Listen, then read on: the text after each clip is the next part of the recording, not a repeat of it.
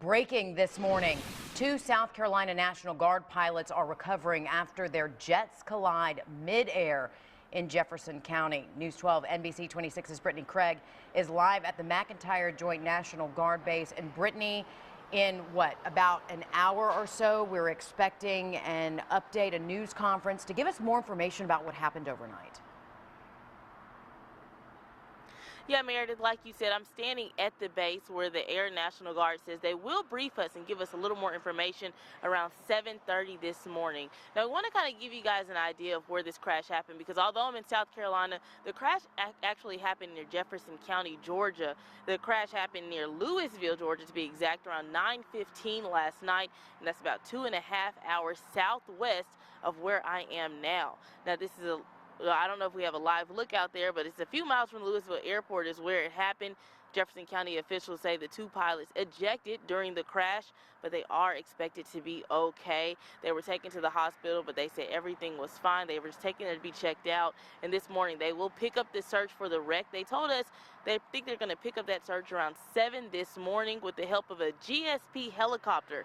Now, they say they believe they have a general location of where that second jet may be. They don't know exactly where it is, but they have an idea where that jet may be. They couldn't find it last night, but now that the sun has come up, hopefully that will help their search this morning. They say the crash happened over a military operating area while the pilots were doing some routine nightly flights, and the cause of the crash is still under investigation.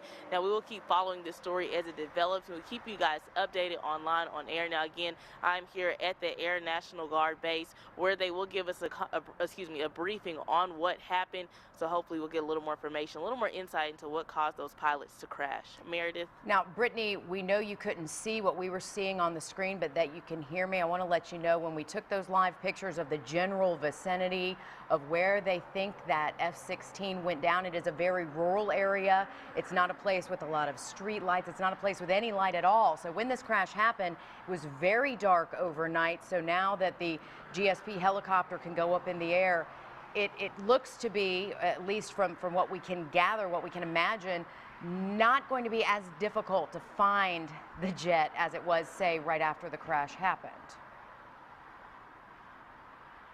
Right, yeah, now that the sun has come, hopefully that will help their search a little bit. Now, we do know they found one of the pilots first and found his jet, and it kind of took them maybe an hour or so before they found that second pilot. So we know it was dark. It was hard to see. It wasn't an easy search, but like you said, now that the sun has come up, hopefully that will help, and they can find that second jet, which will then help them kind of figure out what happened.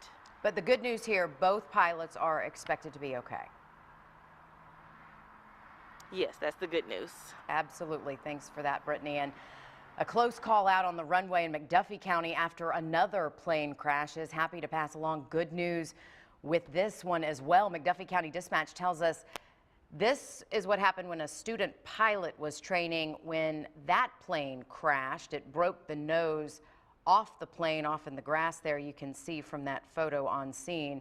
We're told the instructor was able to take control of the plane. Now, this all happened just after 10 o'clock last night. Mind you, the F-16s collided around 9:15, so really not even an hour after that happened. But the NTSB will be investigating this. No one was hurt, but wow, we've got a bunch of pilots this morning who are breathing a big sigh of relief. New details expected to be released this morning about a shooting we first told you about on our broadcast yesterday. The Aiken County Sheriff's Office says they are still looking for the person responsible for running a car off the road and then shooting 2 people in it. Now, this happened on Atomic Road yesterday. Aiken County deputies say the suspect is driving a white Crown Victoria, and it should be damaged on the side from where they sideswiped that vehicle. Now, officials have not confirmed a motive for the shooting, but a lot of locals tell us drugs are becoming a problem. Well, it makes you a little nervous, doesn't it? One reason we moved here is because I'd lived in Beach Island most of my life, and Beach Island has gotten where there's a lot of drug business in Beach Island. Deputies and bloodhounds, also some other dogs, spent hours Tuesday morning searching with no luck. The 2 people shot were taken to the hospital, but officials could not tell us their conditions at this point. No word on that either. If you have any information on the suspect's car, maybe you were driving to work at SRS and you might have seen something, deputies would like to hear from you. Give the sheriff's office a call. Happening today, dozens expected to gather on the field where a Thompson High School star once played. There'll be a balloon release at the Brickyard tonight to honor Chris Tutt. He was killed nearly 1 week ago when his car ran off the road in Appling and flipped. Tutt's graduating class from 2015 is asking everyone to wear black and gold and bring a balloon to let go at 7 o'clock tonight. Tuesday, family and friends buried the former quarterback. Tutt has been playing football at Fort Valley State University since he graduated from Thompson. An update this morning now. Aiken County investigators hope an autopsy today will help them find out more about a man's death on Wire Road Tuesday. Aiken County Coroner Tim Carlton says family members found Nicky Cockrell's body in his home just before noon Tuesday. Carlton says it is being called a homicide at this point. So far, they have not made any arrests, and they tell us they don't have a lead on any suspects either. As soon as we have the autopsy results, potentially a suspect is named, of course, we will let you know all of this information. An update now from the campaign trail. The votes are finally in this morning, and it looks as though Hillary Clinton has won the California presidential primary. Clinton further solidifies her standing as the presumptive Democratic nominee this morning. Tuesday, she made history by becoming the first woman to qualify for a major political party's nomination. Bernie Sanders, meanwhile, gives no indication that he is backing down. He had wins in Montana and North Dakota Tuesday. President Barack Obama congratulated Clinton and thanked Sanders for bringing in new voters. The president also agreed to Sanders' request to meet Thursday at the White House. An Alzheimer's patient is now recovering at the hospital this morning after missing for 3 days in Burke County. Some great news to pass along to you this morning. A search team found 79-year-old Reese Langham around 7 Tuesday night. He was in a thick wooded area nearly a mile from his home. A Georgia State Patrol helicopter spotted him. Augusta University officials tell us Langham is in fair condition this morning. Deputies say he did not have any serious visible injuries, just a few scratches.